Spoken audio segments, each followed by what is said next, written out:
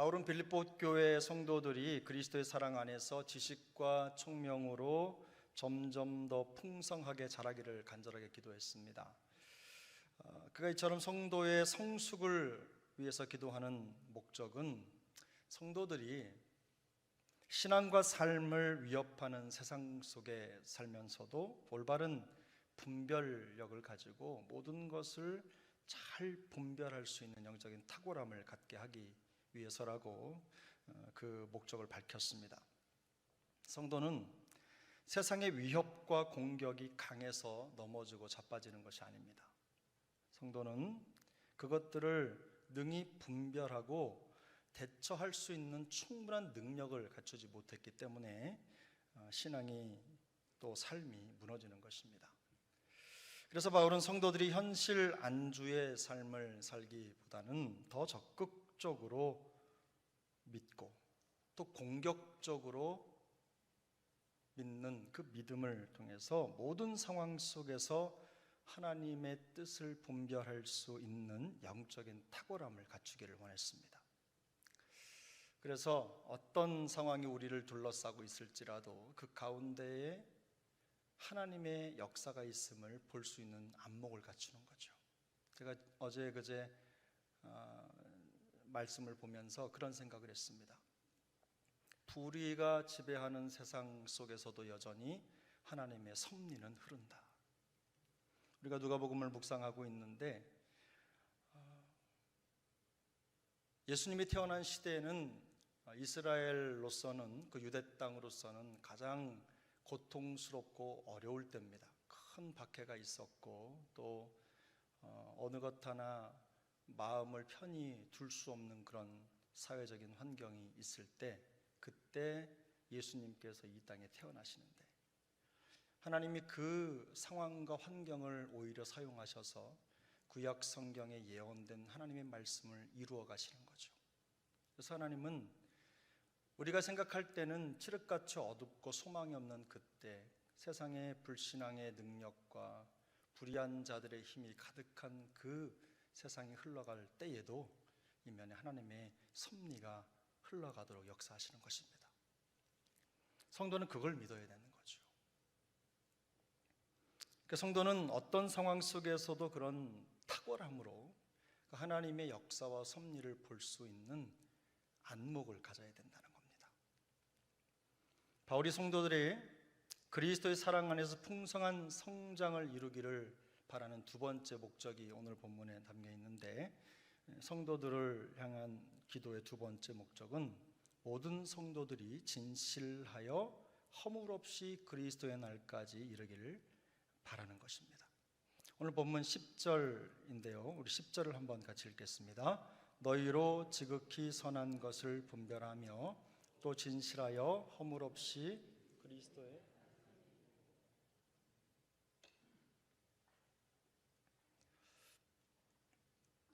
왜 이렇게 목이 마르죠? 입이 자꾸 붙어서 말씀을 못 드리겠어요. 입이 타고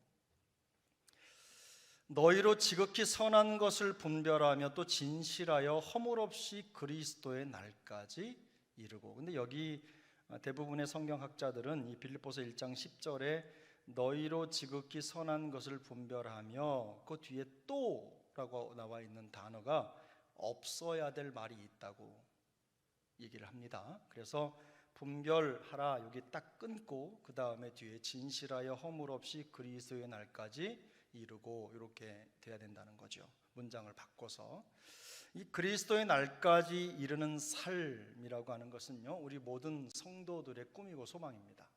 여러분도 이 꿈 있으시죠? 예수 그리스도의 날까지 흔들림 없는 믿음으로 이르기를 원하는 게 우리 모두의 꿈이고 소망이죠. 그날이 이르기까지 제발 고난이 없었으면 좋겠고 우리의 믿음을 위협하는 그런 일들이 없기를 바라는 마음이 얼마나 간절한지 모릅니다. 흔들림 없는 모습으로 하나님의 날을 그 여호와의 우리 주님의 다시 오심을 꿈꾸고 그 날을 고대하는 것, 바로 그것이 모든 성도의 꿈이고 소망이죠. 그런데 거기에 바울은 진실하여 허물 없이라는 수식을 붙였습니다. 그러니까 그날 간절하게 예수님의 그리스도의 날까지 이르는 그 말만 있는 게 아니라 그 앞에 진실하여 허물 없이 그리스도의 날까지 이르고, 이렇게 얘기를 했어요. 이 진실이라고 하는 용어는요, 우리말은 딱 두 자인데 진실인데 원문을 보면 좀 깁니다. 단어가 좀 길어요. 그래서 이 말은 햇빛이라는 말하고 판단하다라는 말 두 개를 합쳐서 만들었어요. 이 두 개를 합쳐서 만들어 가지고 어떤 의미가 담겨져 있냐면, 여러분 햇빛 검사라는 말 들어보셨습니까? 어둠침침할 때는 먼지가 떠다니는지 안 다니는지 보입니까? 안 보입니까?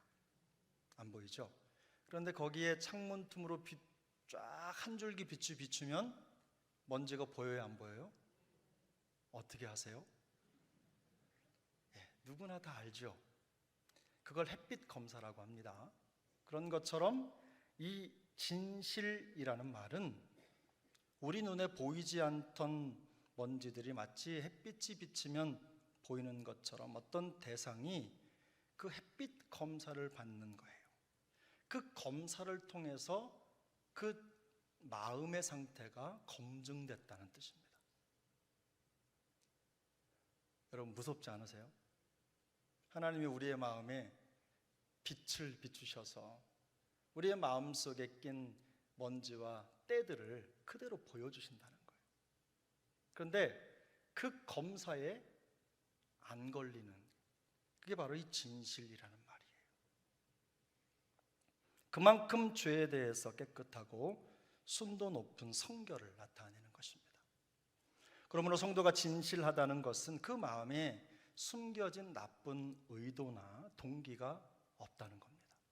그리고 기만하거나 속임수가 전혀 없는 마음의 상태를 성경이 보여주는 진실하다라는 말의 의미입니다. 바울이 이토록 성도들의 진실함에 집착하는 이유가 있습니다. 왜냐하면 그것이 하나님과의 관계에 직접적인 영향을 미치기 때문입니다. 마음속 흐름을 결정하는 동기나 마음 상태는요, 하나님과의 올바른 교제 관계를 이룰 수가 있는지 없는지를 판단하는 기준이 되는 거죠. 그래서 마음속의 동기가 삐뚤어지면 하나님과 깊은 교제로 나아갈 수 없다는 것을 알기 때문에 성도들의 삶이, 성도들의 상태가 햇빛 검사를 통과할 정도로 정결하고 성결해야 된다는 것을 기도하는 거예요. 이 허물이라고 하는 용어가 또 있습니다.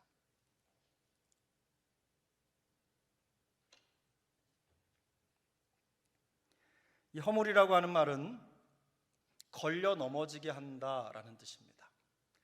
불쾌감을 준다, 이런 뜻이에요. 그래서 허물 없이라고 하는 말은 반대가 되겠죠. 길을 걸어갈 때 어떤 사람이 어떤 길을, 목적지를 향해 걸어갈 때 어떤 장애물에 걸려 넘어지거나 상처를 입지 않고 끝까지 갈 수 있는 상태가 바로 허물 없이라고 하는 말이 진의입니다. 진짜 의미입니다. 그러니까 바울은 고린도전서 10장 32절에서 똑같은 표현을 사용을 했는데요, 이 허물이라는 말을 똑같이 사용했는데 그때는 어떻게 성경을 번역했냐면, 유대인이나 헬라인에게나 하나님의 교회나 그 다음에 뭐요? 거치는 자가 되지 말건대. 여기 이 거치는 자가 바로 허물입니다. 그래서 거치는 자, 꼭 허물인데, 이 같은 특별한 사람과 사람 사이의 관계를 표현할 때 이 허물이라고 하는 단어를 사용합니다. 그래서 바울은 성도들이 하나님과 맺은 신실한 관계가 다른 사람들과의 관계 속에서도 그대로 드러나고 반영되기를 기도하고 있는 겁니다. 예수 잘 믿는 사람은 다른 사람들과의 관계 속에서도 하나님과의 관계가 그대로 드러나는 거죠. 다시 말해서 진실하여 허물이 없이라고 하는 말, 진실하여 허물이 없이 그리스도의 날까지 이루고 할 때, 진실하여 허물이 없이라는 말은 그 사람의 내면과 그 사람의 외면이 하나가 되는 모습을 그리고 있는 겁니다. 그러니까 쉽게 말하면 하나님을 믿는 믿음으로 말미암아 내면이 깨끗해지고 또 그 깨끗함이 성도의 삶으로 그대로 드러나는 것을 말하는 거예요. 겉과 속이 같고 믿음과 행실이 같은 삶을 의미하는 것입니다. 하나님과의 믿음의 교제를 누리고 있는 성도들이 다른 사람들과도 좋은 믿음의 본으로 나타나야 된다는 것을 강조하고 있는 거죠. 바울은 성도들의 세속에 빠져서 하나님과의 관계, 그 믿음의 관계가 흐트러지거나 혹은 다른 성도들을 실족하게 하고 넘어지게 하지 않도록 성숙한 신앙의 사람이 되도록 해달라고 간절하게 기도하는 겁니다. 이게 균형이죠. 그래서 이 뒤쪽에 보면 우리가 오늘 읽지는 않았지만 본문 1장 15절을 보면요, 마음의 동기나 의도가 불순한 사람들을 어떻게 표현을 하고 있냐 하면은 투기와 분쟁을 일삼는 사람들이라고 표현을 하고 있어요. 바로 이 사람들이 진실하지 않은 사람이라는 거죠. 뿐만 아니라 2장 2절, 제가 결혼식 주례할 때 사용하는 본문이기도 합니다만 2장 2절을 보면 그런 내용들이 나와 있는데, 매우 자기중심적이고 이기적인 야망에 사로잡혀서 공동체 안에 있으되 한 마음을 품지 못하고 다툼이나 허영으로 일하거나 다른 사람을 업신여기는 사람들, 이런 사람들을 언급하고 있어요. 바로 이게 어떤 사람들입니까? 바로 다른 사람을 걸려 넘어지게 하는 허물 같은 존재라는 뜻입니다. 그러므로 바울은 성도들의 삶이 한결같은 믿음과 사랑으로 주님이 다시 오시는 그날까지 계속 지속될 뿐만 아니라 더 분명한 믿음의 선한 영향력을 드러내는 삶으로 나타나기를 기도하고 있는 것입니다. 성도는 언제 오실지 모르는 주님을 막연하고 지루하게 기다리는 사람들이 아닙니다. 그리스도의 사랑이 점점 더 풍성해지는 매일의 삶 속에서 더 성숙하고 더 탁월하고 더 진실해지라는 소명을 이루며 기다리는 사람들이에요. 하나님의 뜻을 분별하고 예수님을 닮아가며 세상의 모든 믿는 자의 본을 보이도록 부르신 그 부르심의 소명과 사명을 이루는 시간입니다. 그러므로 성도는 이 땅에 하나님의 나라를 이루며 살도록 부름받은 사명이죠. 성도의 사명을 이루면서 주님을 기다리는 앙망하는 사람들입니다. 바울은 좀 더 구체적으로 진실하여 허물 없는 성도의 삶이 어떤 모습으로 나타나야 되는지를 그 다음 11절에서 분명하게 말씀합니다. 우리 11절을 한 번 더 같이 읽겠습니다. 시작.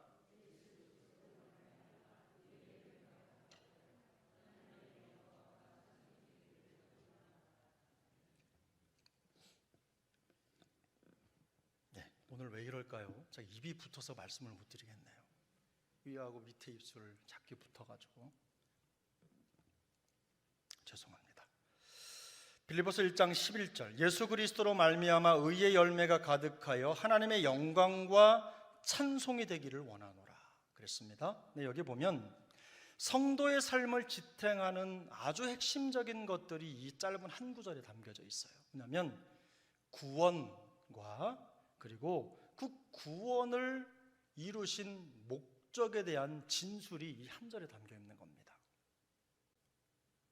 예수 그리스도로 말미암아 의의 열매가 가득하여라고 하는 말은요, 우리의 구원이 예수 그리스도를 통해 이루어졌다는 거죠. 여러분 이거 믿으시죠? 그리고 우리가 그리스도의 구원을 통해서 의롭게 되었다는 것은요, 의롭게 되었다는 것은 법정적인 선포입니다. 그러니까 내가 의인이 되었다는 것은 내가 의인이기 때문에 의인이라고 인정받는 게 아니라 하나님께서 우리를 변호해 주셔서 우리를 의인이라고 선고해 주신 거예요. 그래서 우리가 의인이라 칭함을 받는 것입니다. 우리는 그리스도를 통해서 의롭다 여김을 받았고 하나님의 자녀로 받아들여졌지요. 우리 안에 의가 있기 때문에 의인이라고 부르는 게 아닙니다. 의가 있어서 받아들여진 것이 아니라 주님께서 우리 안에 계시고 우리의 의가 되어 주셨기 때문에 그 의가 우리의 의가 되어서 우리를 의인이라고 부를 수 있게 된 것입니다. 우리가 그리스도를 통하여 의인이라 불리게 되었다는 것은 그 자체로 의로운 삶을 살도록 부르심을 받았다는 것을 의미합니다. 소명인 거죠. 의로 소명을 받은 거예요. 그러므로 구원으로 부르심을 받은 성도들은 누구든지 의로운 삶을 통해서 의의 열매를 맺도록 하는 사명을 가진 겁니다. 부르심을 받은 거예요. 주님이 우리를 부르셨어요. 우리 안에 의를 넣어주셨어요. 그리고 그 의의 역사를 따라 살도록, 의의 열매를 맺으며 살도록 우리를 구별하신 겁니다. 그게 구원이죠. 본문의 흐름에서 볼 때 여기 바울이 말하는 의의 열매는요, 다른 게 아니라 관계입니다. 하나님과 우리의 관계, 우리와 다른 사람과의 관계 문제예요. 거기에 무게를 두고 있어요. 그래서 진실하여 허물이 없는 이라는 표현을 우리가 그냥 읽어도 그렇잖아요. 마음에 거리낌이 없이 어떤 의도나 불순한 생각이 없는 마음, 그리고 겉으로 볼 때 다른 사람의 걸림이나 혹은 다른 사람의 방해물이 되지 않는 그런 존재, 이게 뭐죠? 관계를 말하는 거예요. 관계에 초점을 두고 얘기를 하고 있는 거예요. 그래서 특별히 예수 그리스도로 말미암아 의의 열매가 가득하기를 기도하는 것은요, 그 관계가 그 중심에 예수 그리스도가 있어야 된다는 것을 강조하고 있는 겁니다.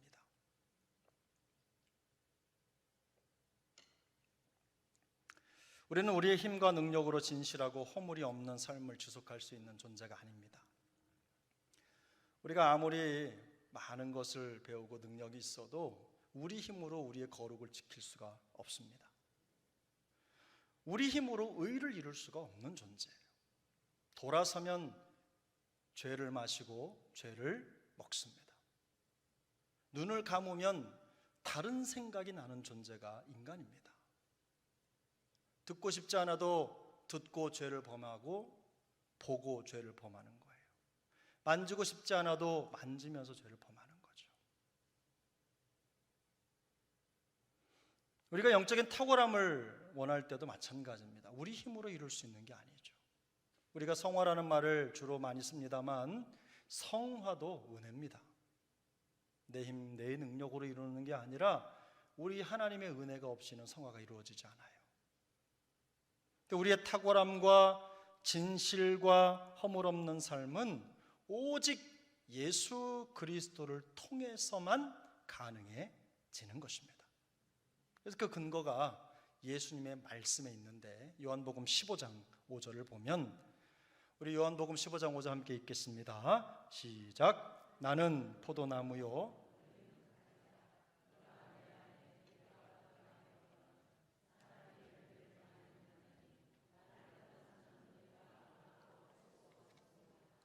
아멘. 나는 포도나무여 너희는 가지라. 그가 내 안에 내가 그 안에 거하면 사람 열매를 많이 맺나니 나를 떠나서는 너희가 아무것도 할 수 없음이라. 성도의 구원과 삶은 예수 그리스도로 말미암아 이루어졌습니다. 그러므로 성도는 오직 주님 안에 있을 때 의의 열매를 맺을 수 있습니다. 그러나 우리의 모든 삶이 그리스도로 말미암아 이루어졌다는 사실을 입증할 수 있는 어떤 증명서도 존재하지 않아요. 여러분, 구원받은 증명서 한번 저한테 보여줘 보세요. 있는 분 손 들어 보시죠. 제가 이렇게 하니까 우리 목사님, 이 목사님도 이거 하시던데. 여러분, 좋습니다 이거. 자, 증명서 있는 분 손 들어 보세요. 보여줘 보세요. 보여줘 보세요. 어떻게 보여주실 거예요? 여러분, 어떤 방법으로도 우리 안에 있는 걸 보여줄 수가 없어요. 그래서 예수 그리스도로 말미암아라고 하는 이 표현은요, 그걸 아셔야 돼요. 이거는요, 보이는 게 아닙니다. 그런데 어떻게 보입니까? 다만 우리 안에 역사하시는 성령의 인도를 따라 사는 삶에 맺히는 의의 열매들이 그 증명서입니다. 그 열매들이 우리가 구원받은 사람이라는 증거가 되는 거예요. 우리가 주님과 깊은 교제를 사모하며 살고 있는지, 주님과 함께 교제의 기쁨을 누리고 있는지, 말씀을 가까이 하고 있는지, 그것을 주야로 읽고 듣고 묵상하고 있는지, 이것들은요, 그것만 하더라도 옆에 우리 내 작은 내가 성경을 읽는지 안 읽는지 알지만 저는 모르잖아요. 여러분이 성경을 읽고 매일마다 그 말씀을 묵상하며 그 앞에서 통회하고 자복하며 은혜를 구하고 있는지 안 그런지 저는 몰라요. 그런데 그 삶의 열매, 그 의의 열매로 알게 되는 것입니다.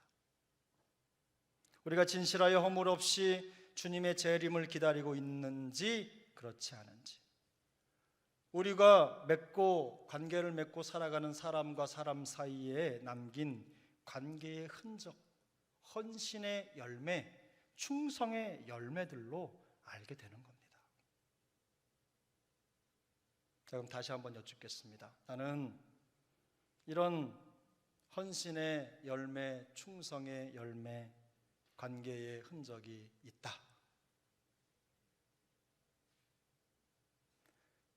강 목사가 하는 질문을 못 알아들었다. 손 들어주세요. 없습니까? 내가 살고 있는 삶의 흔적, 내가 예수 믿는 사람으로서 매 순간 걷는 걸음, 말투, 생각, 또 관계, 이런 모든 곳에 내가 의인으로서 맺을 수 있는 의의 열매들이 있느냐, 보이느냐. 내가 자증하는 것이 아니라 누군가가 저 사람은 의의 사람이야, 말을 통해, 생각을 통해, 삶을 통해 열매를 맺고 있는 사람이야 라고 하는 흔적이 바로 우리의 구원 증명서입니다. 바로 성경은 그걸 얘기하고 있는 거예요. 바울이처럼 성도의 삶이 의의 열매가 가득하게 되기를 바라는 이유는요, 우리가 구원받은 하나님의 사람이라고 하는 증명서일 뿐만 아니라 또 다른 이유가 있습니다. 그것이 바로 주님께서 우리를 지으신, 창조하신 궁극적인 목적이기 때문에 그래요. 여러분, 우리 뒷절을 보면 오늘 11절에 하나님의 영광과 찬송이 되기를 바란다고 했죠? 그랬죠? 근데 여러분, 하나님의 영광과 찬송이 되기를 바란다는 말 익숙하지 않으세요?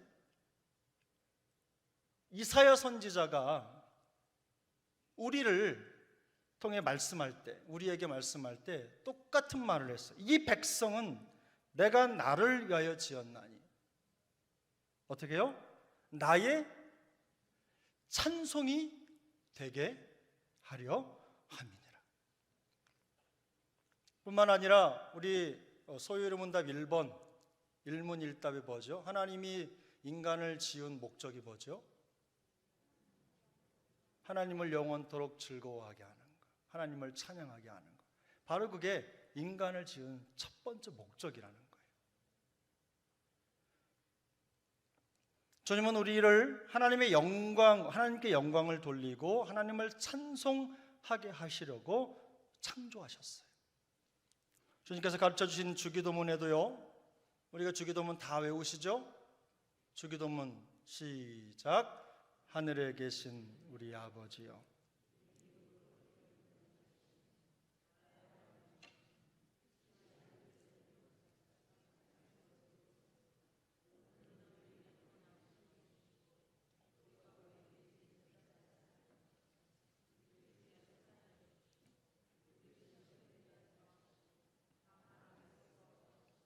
대개 나라와 권세와 영광이 아버지께 영원히 뭐죠? 주기도문의 맨 마무리가 뭐냐면요, 하나님께 영광이라고 하는 말로 끝이 나요. 그래서 저는 이것을 하나님께 영광이라고 하는 것을요, 우리가 다르게 해석하면 하나님 중심적 비전이라고 부를 수 있는 겁니다.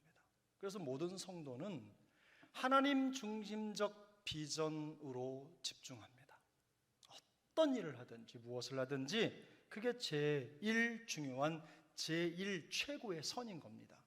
그래서 예수님은 요한복음 15장 아까 5절을 읽었는데 8절을 보면 너희가 열매를 많이 맺으면 내 아버지께서 어떻게 하신다고요? 영광을 받으실 것이요 너희는 내 제자가 되리라 그랬습니다. 성도가 맺는 의의 열매, 삶의 열매의 목적은 결국 하나님께 영광을 돌리는 것입니다. 바울의 기도도 마찬가지죠. 성도에게 있어서 하나님을 영화롭게 하는 것보다 더 큰 목적이 있겠습니까? 하나님께 영광을 올려드리는 것보다 더 큰 우리의 소원이 있을 수 있습니까? 그럴 수 없다는 겁니다.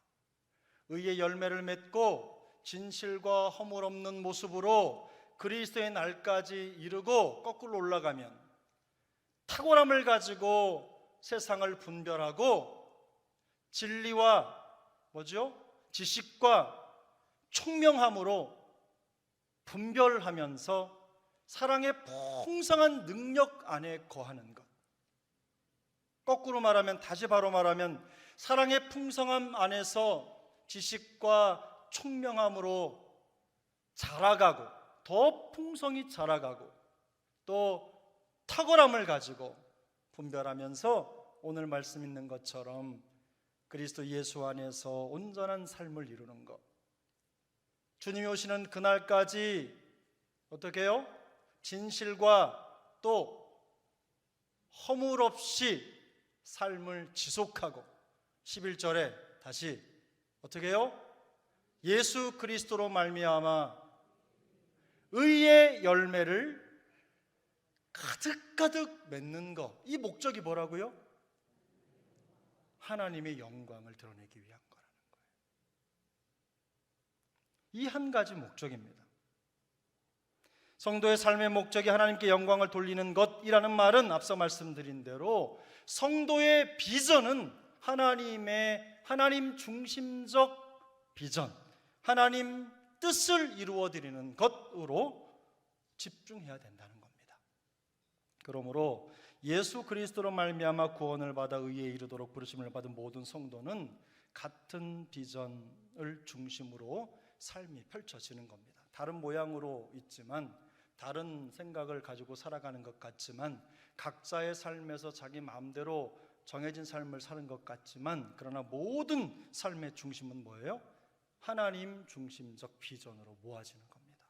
그래서 삶으로 맺는 모든 의의 열매를 통해서 하나님께 영광을 돌리는 하나님 중심적 비전을 이루는 것이 성도의 신앙과 삶의 최종적 목표입니다. 목적입니다. 여러분 이거 믿으십니까? 그러므로 예수 그리스도의 십자가로 구원을 받아서 의에 이르게 된 성도 한 사람의 삶은요, 결코 중요하지도 관심거리가 되지 않는 무명의 삶도 아닙니다. 제가 두 번 부정을 드렸어요. 반대로 말하면 아무리 나약한 성도의 삶이라고 하더라도 무가치한 인생이 없다는 뜻입니다. 왜냐하면 하나님이 그 사람을 선택해 부르시고 하나님의 영광이 되도록 하셨기 때문입니다. 그러므로 얼마나 소중한 사람들입니까? 바울이 빌립보 성도들을 위해 기도하는 이유가 바로 여기에 있는 거예요. 성도는 그리스도의 풍성한 사랑 안에서 하나님을 아는 지식과 모든 총명함으로 더욱 풍성해지는 삶을 살아야 된다는 겁니다. 목표가 어디에 있어요? 하나님께 영광.